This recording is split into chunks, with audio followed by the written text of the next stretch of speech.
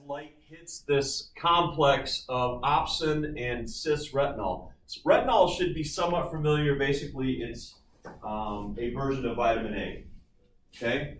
And when you eat something with beta carotene in it, you're getting the precursor to retinol. And retinol, of course, is what's going to help us actually see light. So when you hear the stories of people that eat carrots or eat those things with beta carotene to help their eyesight, there's a little bit to it, not a ton. I mean, it's not like carrots are going to help you see perfectly at night, but they do help improve the amount of retinol in the system. And the retinol in the system is what's actually helping you to first see. So it is a positive, but it's not going to be a cure-all for that. So this cis or CIS retinol versus trans retinol, the only difference is the fold here on this carbon.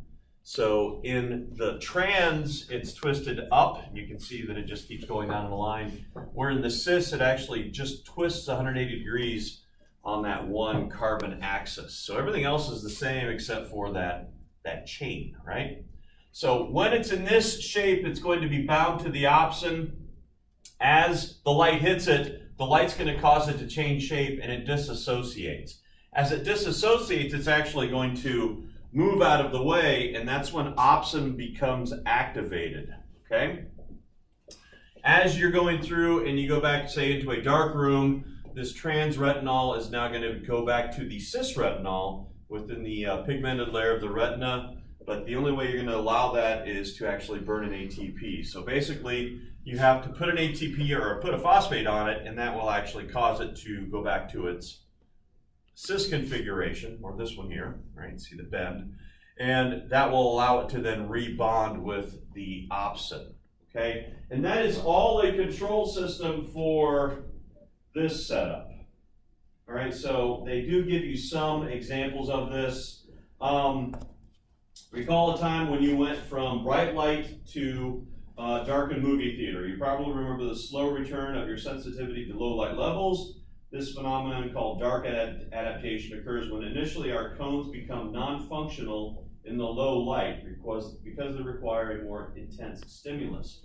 But our rods are still bleached from the bright light conditions from outside. So again, it's harder to see in the dark when you come out of that bright area. And then in light adaptation, it's just the opposite, right? So when you go from low light to bright light, your pupils are going to restrict to reduce the amount of light entering in, but you are temporarily blinded as the rods become inactive and the cones, which initially were overstimulated, gradually adjust to the bright light. In about 5 to 10 minutes, the cones can produce sufficient visual acuity and color vision. And that all has to do with this control. So when we're looking at, excuse me, when we're looking at that dark condition, when the cis retinol is going to bind to the opsin and convert it over to rhodopsin, what's happening here is basically this cell's not going to work until it's required to. All right, so when you are in a darkened area, what's happening is this port is going to be open and you're going to have calcium and sodium coming in, and that's going to raise the polarization in that cell to about -40. Now remember last week we talked about neurons going from about -70 to about what was our threshold number? Remember? 30. Now 30 was our positive, was our upper, right? So it was about a -55, I think. Am I remembering that right? Mm-hmm. So -55. So for these cells, you have to go up to a -40, and then you get what we call a graded potential. So these are neurons that actually can limit the amount of response they give. Remember neurons last week we were talking, they were either on or off, right?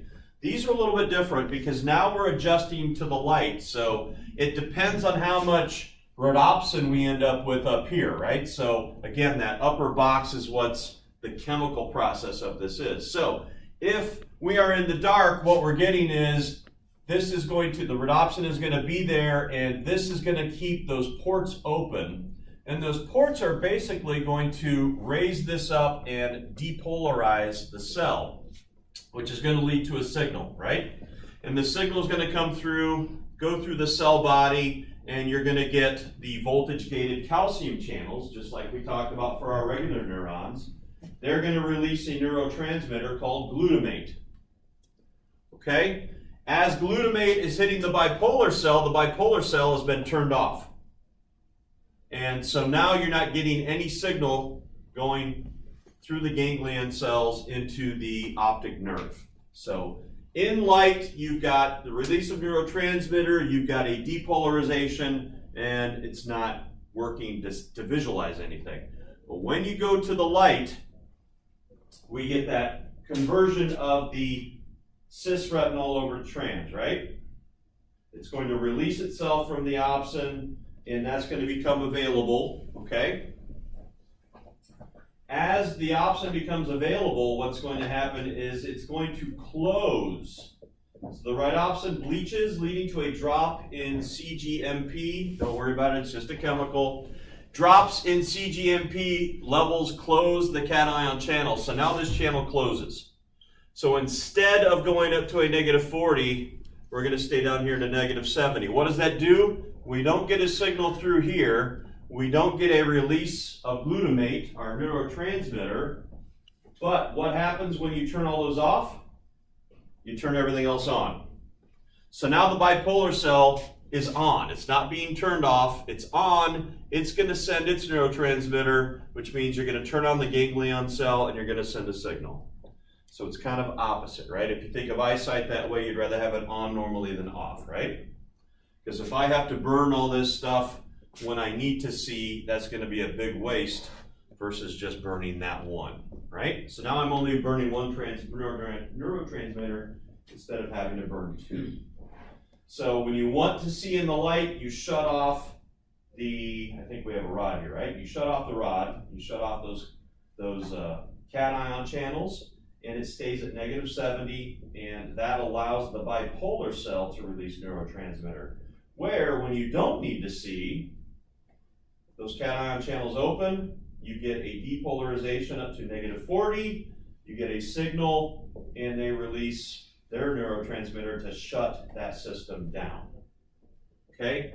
Now, I don't know how many exam questions we're going to have for this. Just be aware of it, because we're going to see the same thing for ears, only instead of light coming in, it's going to be sound waves. So it's kind of like a physical movement of hair follicles. It's actually going to stimulate a nervous system response. So